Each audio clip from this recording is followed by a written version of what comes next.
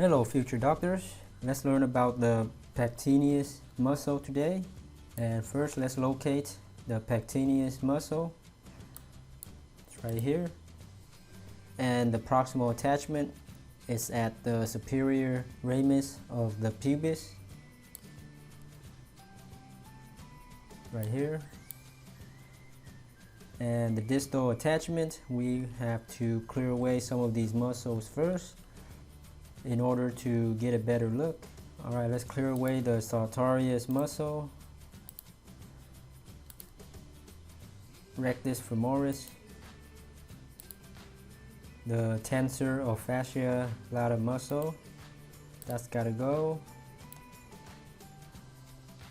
And you can barely kind of see the attachment, so let's clear out vastus medialis.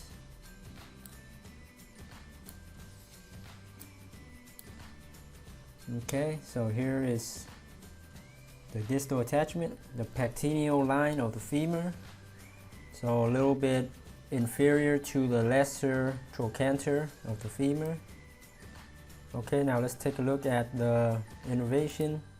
It is innervated by the femoral nerve from the main one, L2, also L3. So here's the femoral nerve, and it is deep to the inguinal ligament around this part right here. And here you see Pectineus muscle right here. The main action of the Pectineus muscle is adduction, and also flexes the thigh and assists with medial rotation of the thigh as well. Alright, I hope this helps. Thanks so much for viewing.